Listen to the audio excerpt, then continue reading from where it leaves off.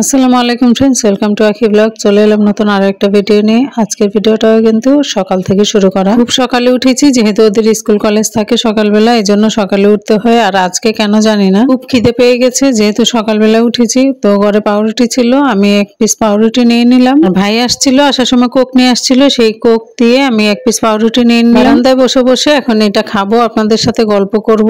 এই কোক আর পাউরুটি দুইটাই কিন্তু ভাই নিয়ে আসছিল। এই কোকটা শেষ না হতে গতকালকে ভাই আসছিল, তখন কিন্তু আরো একটা কোক নিয়ে আসছে 2 লিটারের। তো ভাই যখন নিয়ে আসে তখন এরকম বড় 2 লিটারের একটা বোতল নিয়ে আসে। আমি তো কখনো এগুলা কিনি না, যদিও বা কিনি প্রয়োজন ছাড়া কেনা হয় না, কিন্তু ভাই যখনই আসে তখন অন্য কিছু যদি নাও নিয়ে আসে, কোকটা কিন্তু অবশ্যই আনে। তাও আবার 2 লিটারের একটা বোতল আনবে। তো দেখা যায় যে এটা খেতে খেতে 2-3 দিন লেগেই যায়। ওরা দুই ভাই বোন কখনো 2 দিন পার করে, কখনো আবার একদিনেই শেষ করে দেয়। আর এটা শেষ না হতেই ভাই গতকাল যখন আসছে তখন আরো 2 লিটারের একটা বোতল নিয়ে আসছে। এইবার কোক আর পাউরুটির কথা বাদ দিই, কারণ ভিডিও শুরুতে আপনাদের সাথে 1-1.5 মিনিটের মতো এই কোক আর পাউরুটি নিয়ে কথা বলেই শেষ। এখন এসে অনেকে বলবে শুধু ভাইয়েদের গুণগান করি, কারণ হচ্ছে নিয়ে আসছে যেটা সেটার কথা বলতে হয়। আর এটা যেহেতু আমি ভিডিও করেছি আপনাদের সাথে, তো অবশ্যই বলবো। এগুলো যদি শুনতে কারোর কাছে ভালো না লাগে তাহলে ভিডিও না দেখলেই চলে। ভিডিও দেখে শুধু শুধু কথা বাড়ানোর কোনো দরকার নেই। আমার ছেলে মেয়েদের যখন যেটা খেতে মন চায়, ওরা কিন্তু আমার বড় ভাইকে ফোন দিয়েই বলে মামা এটা খাবো, মামা সেটা খাবো, তখন কিন্তু ভাই ওটা নিয়ে আসে। যাই হোক, এখন আমি বারান্দায় বসে আমি পাউরুটি আর কোকটা এনজয় করছিলাম, আর আপনাদের জন্য তো ভিডিও করে নিলাম। ভিডিও করতে করতে ভাবছিলাম যে কাজগুলো করবো, এটা মাথায় সেট করে নিলাম।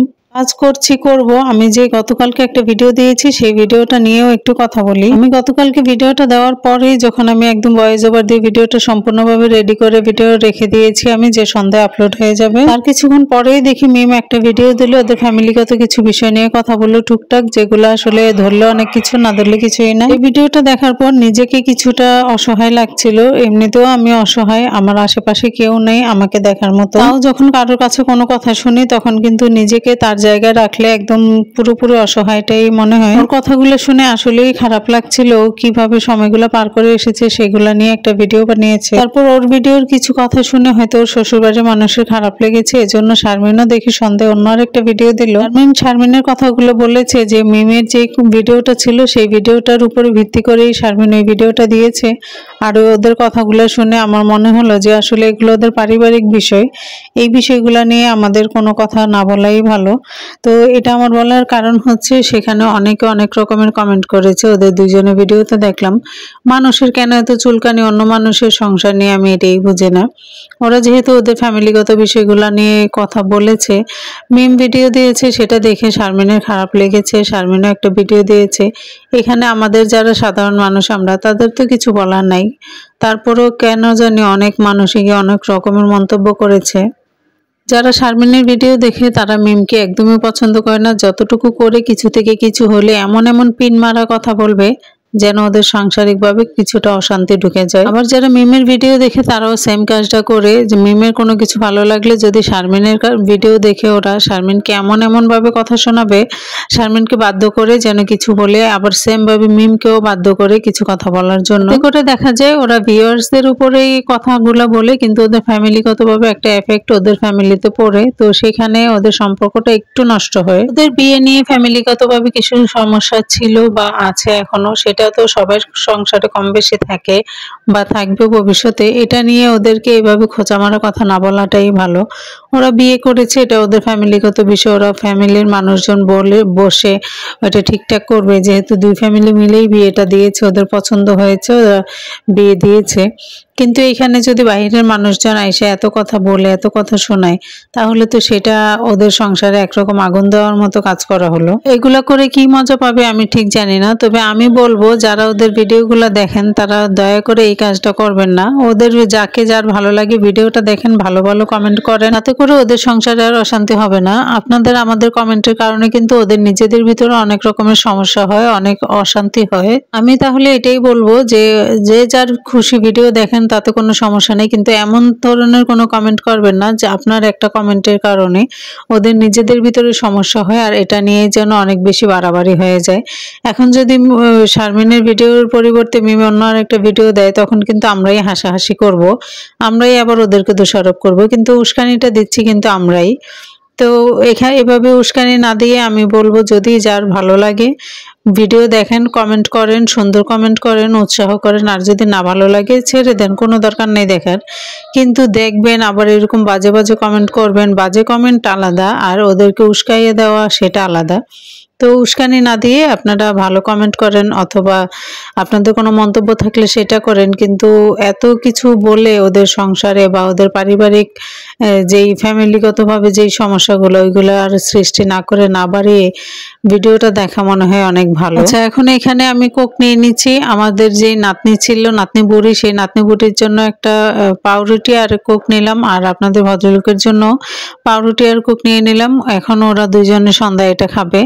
ওদেরকে সন্ধ্যায় এটা খাইয়ে দিয়ে হচ্ছে আমি যে টুকটাক কাজগুলো আছে ওইগুলাও করব। আজকে দুপুরে রান্না করিনি, তো রান্না করার জন্য রান্না করতে চলে যাব রান্নাঘরে। আর দুপুরে শুধু ভর্তা করেছিলাম সিম আলু দিয়ে, ওটা দিয়ে দুপুরে খাওয়া হয়েছে। এখন রাতে যদি একটু হালকা পাতলা না রান্না করতে পারি তাহলে পরদিন একটু বিজি সময় যাবে, তখন আর ওইগুলা রান্না করা হবে না। ওদেরকে খেতে দিয়ে ওদেরকে খাইয়ে দিয়ে আমি কিন্তু আমাদের জন্য নাস্তার ব্যবস্থা করেছিলাম। আমি ওই যে সকালে চাল ব্লেন্ডারে গুঁড়ো করে চিতই পিঠার জন্য ব্যাটার রেডি করেছিলাম, সেটা দিয়ে কিন্তু আমি রাতে চিতই পিঠা বানিয়েছি, মানে সন্ধ্যায় খাওয়ার জন্য। তো সেটা আজকের পিঠাগুলো যদিও খুব একটা ভালো হয় নাই, তারপরেও খেতে যে খারাপ হয়েছে একেবারে তাও না, মোটামুটি ছিল। তবে এমনটা কেন হয়েছে আমি ঠিক জানি না, আমি দুইবার বানাইলাম, এমনই হয়েছে। তো কি আর করার, এখন এতগুলো পিঠা বানিয়েছি, এগুলো তো আর ফেলে দেওয়া যাবে না। তাই এখন হচ্ছে বসে বসে খেয়ে নিচ্ছি সন্ধ্যার নাস্তা হিসেবে। এই যে 2 রকমের ভর্তা করেছিলাম দুপুরে, এই ভর্তা দিয়েই হচ্ছে এখন রাতে পিঠাগুলো খেয়ে নিচ্ছি। এটা আসলে বিভিন্ন রকমের পিঠাপুলি খাওয়া হয়, আমাদের আসলে সেভাবে খাওয়া হয় না, কারণ হচ্ছে আমার যেহেতু বাবা মা নাই, বাবার বাড়িতে খুব কম যাওয়া হয়। এইগুলো খেতে হলে বাবার বাড়িতে গ্রামে গিয়ে খাওয়াটার মজাটাই আলাদা। আর শ্বশুর বাড়িতে শ্বশুর শাশুড়ি নাই, যার কারণে করা হয় না। আর আমার বাচ্চারা যেহেতু এখনো ছোট, ওদের হচ্ছে এই ধরনের কোনো চাহিদা নাই, যদিও বা খায় খুব কম। আর যতটুকু বানাই আমি ওদেরকে জিজ্ঞেস করে করে টুকটাক বানাই, সেটাই ওরা খায়। আর যেটা ওরা বলে বানানোর জন্য সেটাই বানাই। তারপরেও পরিমাণে খুবই কম বানানো হয়, খুব কম খাওয়া হয়। তাও চেষ্টা করব যদি ডিসেম্বরে বাড়িতে যেতে পারি, গ্রামের বাড়িতে, আমার বোনের বাড়িতে, বোনদের বাড়িতে গেলে ওরা আবার বানায়। আমার বাচ্চারা যখন যেটা বলে বা ওদেরকে জিজ্ঞেস করে, আমার বোনরা যথেষ্ট চেষ্টা করে আমার বাচ্চাদের পছন্দ মতো খাবারগুলো খাওয়ানোর জন্য।